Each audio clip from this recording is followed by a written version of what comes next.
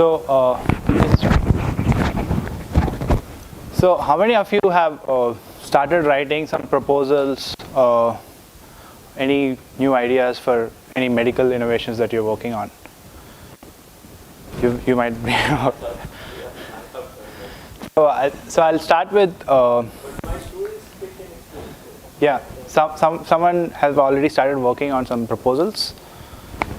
Okay, so how is your approach going? Like, are you spending more on the problem, or you're spending more on the? So what I'll be doing is I'll quickly run through what are the best ways to write proposal, for government fundings, so you could get one and start, for some of your project milestones keep going, so you could execute some of them. So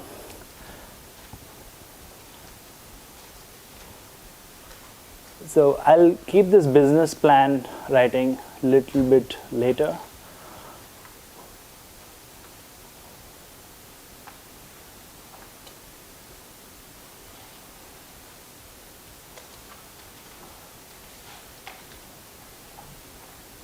Okay, so grant writing is not just about just an idea. It is a plan. It is a plan that you would be telling. It is a kind of a storytelling that you are convincing some of the funding agencies, some of the government funding agencies, or any grant authorities to basically trust on your project. Tell them that this is something novel, and the plan that you're going to do it in 18 months or within a 2 years period of time, that you're going to execute a project, be it from an idea to a POC, or from a POC to a validation, or from a validation stage to a clinical trials and scaling up stage. So grants are available all the time, so you will have to keep looking into which are the focus areas that that some of the funding agencies like DVT or DST or a Wellcome Foundation or Gates Foundation, Grand Challenges Canada, all these people fund all the time. But you need to look at what is their focus area, what is the kind of whether their focus area is into cardiac health, or vascular diseases, cardiovascular diseases, or maternal child health, or their focus is into something related to vaccines. So how you could relate to those focus areas and how you could write your grant is something that I'll be talking about. And this is something, rule of thumb for how a grant should be. It is basically, it is not an idea, it is a plan. So you're going to tell them a story that what are the resources that you require to basically develop a product, initial prototype, that what are the research hypotheses that you would have, like a research question that you want to test, and you wanted to basically initially develop a prototype and test it in a simulated environment and take it to the next stage. So typically it is 18 months, some of them might be 24 months. So you'll have to put together a budget, you'll have to put together your proposal in such a way that it should include all these things. Title of the proposal, proposal summary, objectives, what is the proposed approach, and what is the team members that you have, and what are their skill sets, and what are their capabilities, and what is the novelty in your product that you are proposing to develop, and what are the opportunities for the market, opportunities in terms of the clinical need. So those things. We'll also have like some of the challenges, like whether is it technically feasible to do this? Is it market potential? So, or is it something that something there would be some kind of anticipation of challenges? So those things you should add in the challenges criteria, and you should tell them that how you're going to address these challenges. So preliminary work is basically if you have done some work already before proposing a grant for a grant, so you will have to add those data in the preliminary work done. It could be a prototype, it could be some testing data that you would have got preclinical, like simulation study, and what is the potential that you would see. If, for example, if a product could be a portable vaccine carrier, so you could look at the market, like I'm targeting the government sector, which is in the last mile health. I'm looking at those agencies which manage and purchases these. So you could see what is the potential for the market, and what is your IP on it, and what are the references, and what is the budget details. So, and what is the justification, basically, how much does it cost and why does it cost. So an idea so if you look at any problem, so you could come up with 10 different ideas. So focus more on the problem that you're trying to solve, and you will have to look into the perspective of, as a funding agency, why would I fund this one rather than this one? There's always huge competition, and people apply to these research grants all the time to get their projects taken to the. But what gives you the edge is the combination of the novelty of your idea and the capabilities that you have and the resources that you are seeking to adopt into your product. Yeah, so it's basically grant writing is very something that you'll have to practice in terms of looking at what are the what are the deliverables that these grants are looking at. Is it going to be something pure research, or is it going to be something more practical that they want to see an outcome at the end of the 18 months? So you'll have to see how you're gonna. So you'll have to look at the guidelines. So each agency will have certain guidelines. Read the guidelines. So follow the guidelines. So if they say that you cannot use certain font for writing, for writing the proposal, don't use that. So if they say this is the font size, use that. So most of the times grants are rejected because they are not written well. So science communication is important as much as science what you are doing. So keep that in mind. So yeah, so failing to plan is planning to fail. What it means is that basically you will have to plan everything. If you don't plan it, so you're gonna fail. So a good grant application clearly states that what is going to happen, your project, and why does it need to happen, identify the need, and who will benefit from. Say if you're targeting certain age group, certain condition, which has a huge need. So what will be the benefit? And these are the things. And how are you going to do that? And what are the resources that you need to get there? So how is it going to happen, and how much will it cost? For example, if you're developing a device which monitors patients, cardiac rhythm, and you want to diagnose some early detection.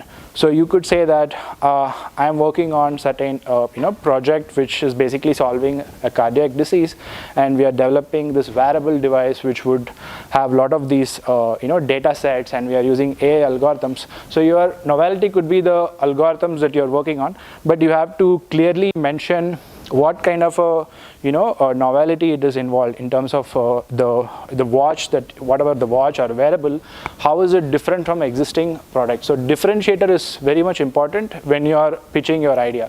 Yeah. So title of the proposal. So most of the times when people start reading all these proposals, title makes very important. So this is where, like, you could see that if you use some keywords in your title, people might be interested to read completely what kind of a novelty aspect. For example, it could be non-invasive diagnostics for some disease, non-invasive diagnostics, or some keywords you'll have to use in the title of the proposal, and that would basically be good start. So summary of the proposal. Most of the times the research proposals get rejected. It is mainly because it is not written well. I mean, they would find some ways to reject your application if you are not completely coherent in addressing all the things, addressing in terms of market need, or addressing in terms of a particular problem that you are solving, or how you are solving. So everything has to be covered in your summary of the proposal in terms of how you are going to address the problem that you are stating to solve, and how you are going to basically tell a story that you are going to make certain kind of experiments or certain kind of resources to solve a problem. So you will have to demonstrate that in your project summary. And what is the citations, what is the references you're going to use, that clearly you'll have to mention.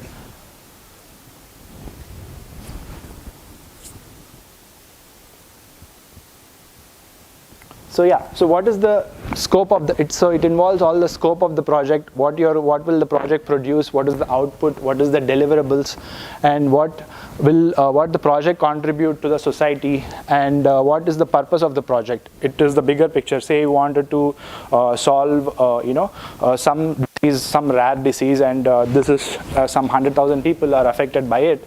So you are basically saying this is targeting certain people, and that is how we are trying to solve, which nobody else is solving. So that could be one of the main things.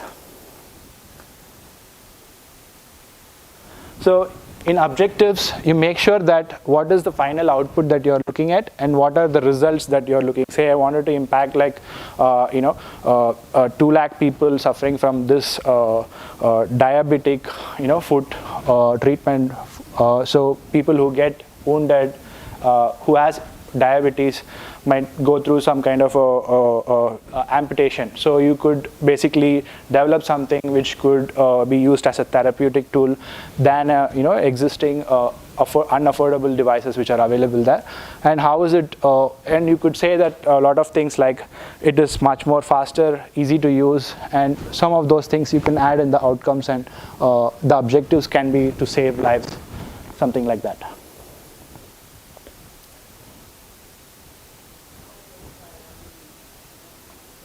So apart from the objectives, in addition to that, you will have to clearly state that what is the methodology that you will be involving to develop a product.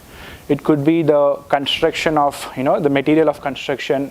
It could be the process, the experiments that you will do to figure out some certain parameters, and then you will use that kind of a parameters to examine how to get your product to the next level.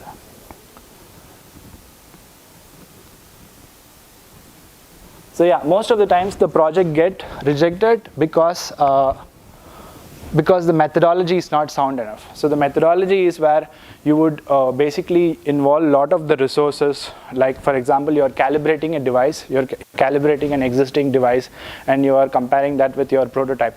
So you will be doing a lot of methodologies. Those documentation you would only get to know when you are doing that particular methodology. But while writing a grant, it is important that you figure out what are the things that you're going to do in future. So for the next 1-2 years, so you will have to sit and write all these ideas, how you're going to do it on paper, so that you know exactly what you want to do in the next 2 years. That has to be on paper, so that the method that you're going to test it out has to be somewhere. You'll have to do some research. What is the existing state of the art? Like what are the big companies?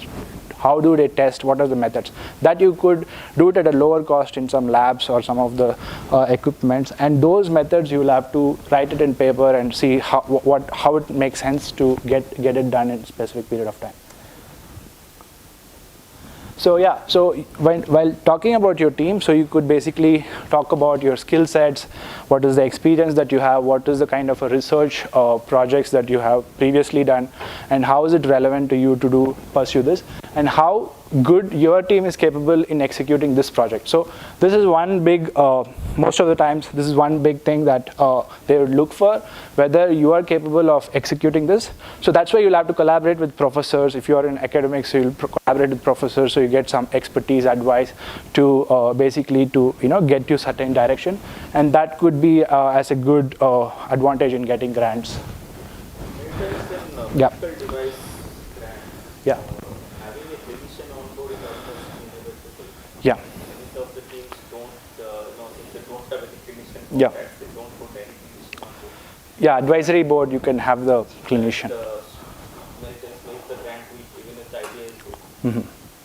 So it's good to have a diverse team, like a designer or you should look for the diverse team. So each person can bring something valuable to the table, and that will add to the product development much more faster and easier to take it to market. So this would be the highest, the criteria that they would look at whether to, take it to the next. So each grants will have certain stages. Next stage, finally they do the due diligence and they would release the funding. So first thing is novelty.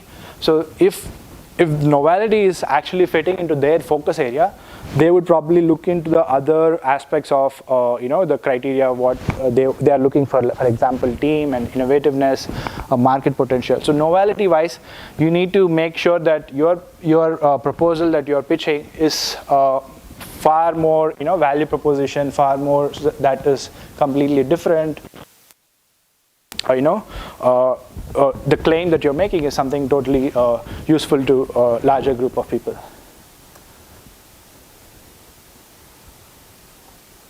And the opportunities, basically, you are stating that if it is a prostate cancer, then mention it. You are building a diagnostic kit to identify prostate cancer. Early, then opportunities, number of patients suffering from the disease in India and globally. You could show the statistics and clearly state what is already known and how you could de-risk the factors and how you could basically impact.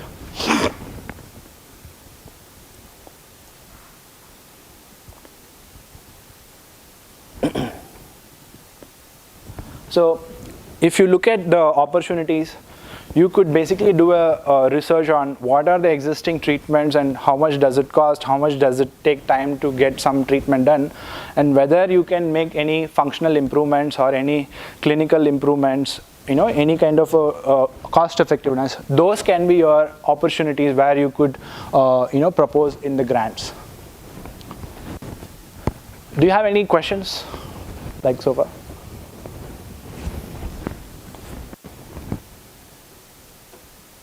So risks, so basically here you'll have to be very honest about what are the risks that you're going to face, but at the same time you should also have an answer like how you're going to overcome a risk. For example, a person was working on a device which takes blood and monitors, basically diagnoses jaundice for newborns. So they are looking at some results, and that results they wanted to get it over a period of time. So the test that they are trying to develop, the diagnostic device that they are trying to develop, it basically it could be very iterative process. It could also be very resource required. So you will have to basically figure out in your proposal that how are you going to reduce the risks of that by collaboration or by hiring someone to do that kind of a test, and how are you basically solving the problem. What is the risk management and backup plans? So preliminary work is basically if you have if you are working on a device, so if there is any data that you have generated while prototyping or some testing or some of the feedback that you have got, you could add it in the preliminary data. And if you, like I said before, you could file for a provisional patent if you have made some initial idea and you think that over the next 1 year you would have some prototype which an IP can be generated. You could go for a provisional patent where you would basically talking about the high level, the product functionalities and those things. So you could mention the provisional patent in your intellectual property and what elements of the project. So basically you are talking about how is it something functionally improving than existing, or how is it much more portable, or how is it much more cost effective, so on and so forth.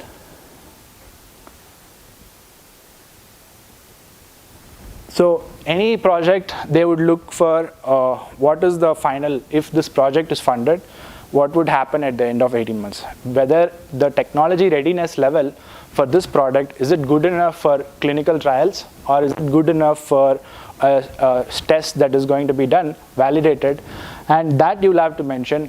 What would be the final objective should be that it is going to benefit the patient, it is going to benefit the society, improve the quality of life or save lives, but you will have to tell that what is the value proposition, what is the market potential, what is the commercialization potential, whether you are going to license it or you are going to collaborate with some big companies to distribute it.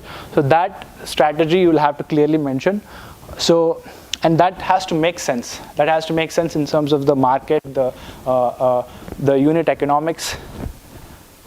So most of the companies in MIT, Boston, so they work on some research ideas, like they come up with some spin-offs, even in IIT Madras. They come up with new companies all the time, and they become $1 billion companies, like because of the novelty, because of the IP that they have. For example, 3D printing, it came in MIT, it came in MIT Boston. So GPS, it came in MIT Media Lab. So disruptive technologies, all the time, it comes from universities like Stanford, MIT. It also comes from IITs.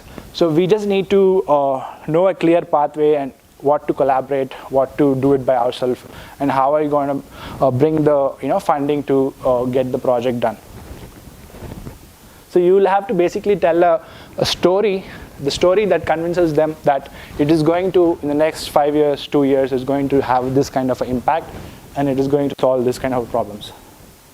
Typically, the DBT grants are 18 months, so you would basically tell for 18 months what is your idea to POC or project will be developed. So if it is going to be like a device that you are monitoring the glucose level, so you could say that a non-invasive glucometer, something like that. So you could say that we are developing a proof of concept over 18 months period of time, and we would need some labs for this, and for the labs we would need equipment consumables, and for manpower, and we would need travel to meet doctors, conferences, and those things you could formulate it, and how you're going to design this and develop iterations. Yeah.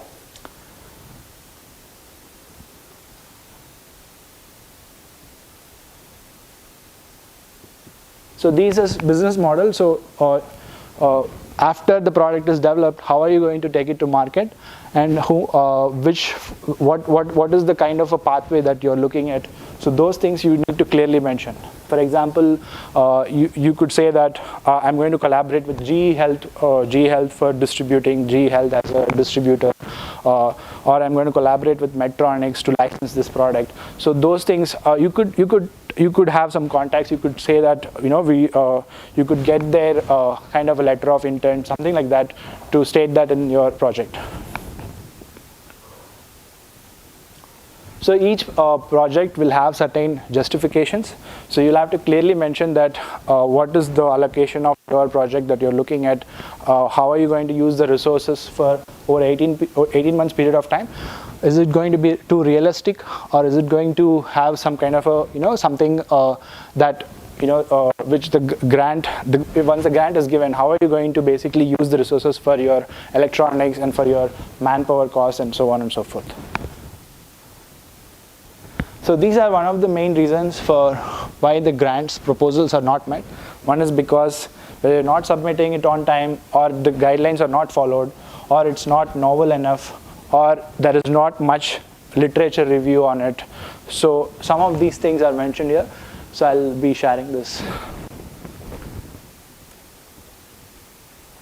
So say most of the times, people don't get accepted the first time they apply for grants. So you'll have to look at the feedback that you get from these funding agencies and see how you can improve your proposal, and how you can write back next cycle, next call, how you could get those funding to start your project. So you'll have to revise on those feedback. The biggest mistake is you don't write it one. So I'll go to the business strategy. And do you have any questions so far? Currently, the virus grant is open for people. Yeah. Current call is on if people want to. Yeah. It's not that unrealistic because because all these are first year MTechs. So they will Definitely people should apply. Yeah. they will be entering their project in the next like second year is their project. So one of the out of the two MTech students which did project under me, one have actually written a big grant. He wrote a case which is similar to big grant.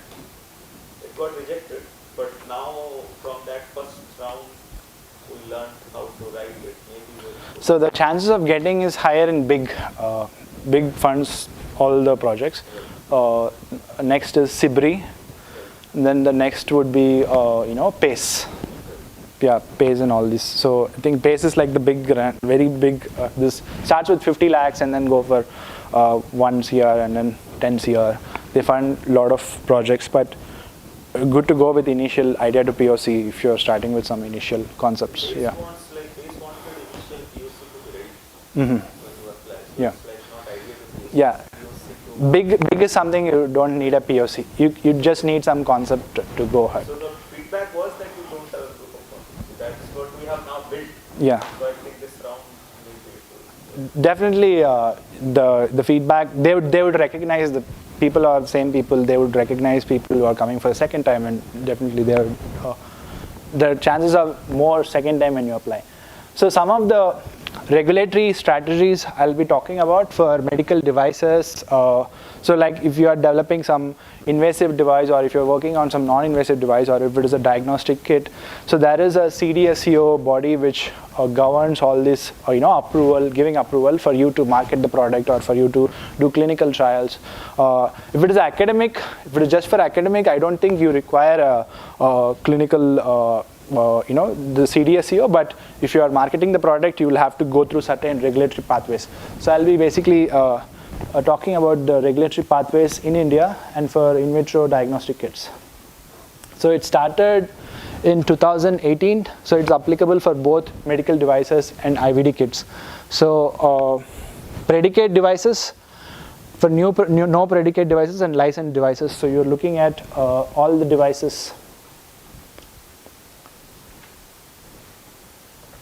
So these are the definition for medical devices.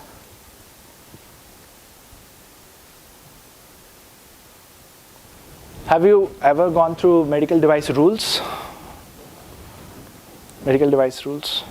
So there is a huge medical device rules which is there in the CDSCO portal. So once you go through the rules, there are a lot of things like first schedule, second schedule.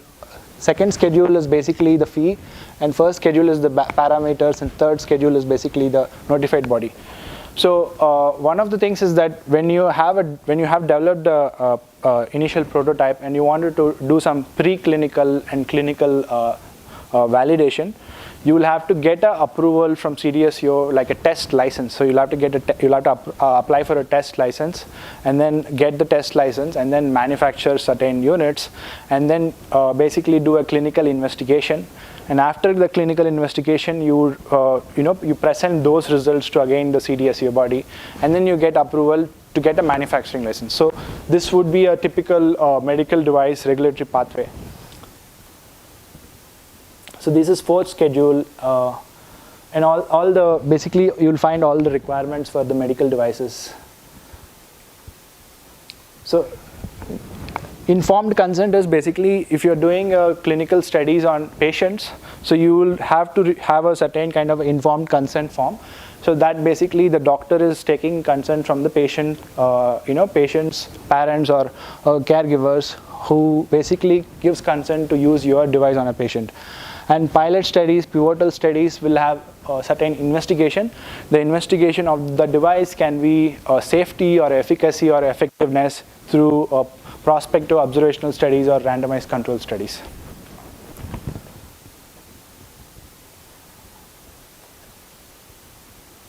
So these are the classifications. If you look at Indian medical devices, there is a class A, which is low risk device, class B, moderate, low moderate risk, and a lot of these catheters and all these things comes under class B. And these screening devices like ophthalmology devices might come under class A. And class C has moderate high risk, and class D is very high risk. And these are the parameters for classification of the medical devices. It is based on the non-invasiveness and invasiveness, and what is the contact kind of risk that is causing the patient.